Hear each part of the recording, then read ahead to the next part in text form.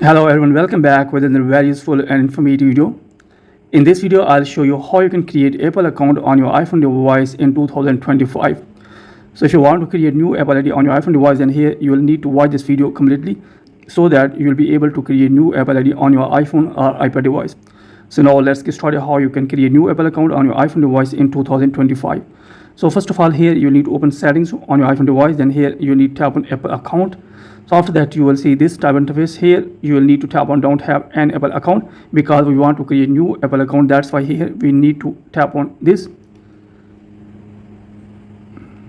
Then after that, here you will see this type interface. Here you will need to tap on here, and here you need to enter your first name.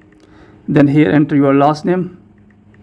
Then here you need to enter your date of birth. So after that, you will see this type of interface. Here you need to enter your email address. If you don't have an old email address, here you can create a new email account by tapping on here. Here you need to tap on get an iCloud email address. Here you will need to enter any address. So here you can enter anyone. Then tap on continue. Then after that, here you need to tap on create email address. So after that, here you need to enter your password which you want to set. Here you need to retype your password. Then tap on continue.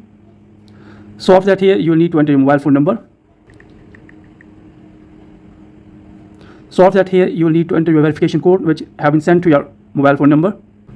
So after that, it's verifying. You will need to wait for a few minutes. So after that, these are terms and conditions. You will need to read all these terms and conditions. Then here you need to tap on agree if you are agree. So after that, here you can see that Apple ID is being created on my iPhone device. So in this way, you can create new Apple ID on your iPhone device by these steps. So that's it from this video. Hopefully you like this video. If you like this video, then please subscribe my channel and also press the bell icon so that you can get my all upcoming videos. Thanks for watching this video.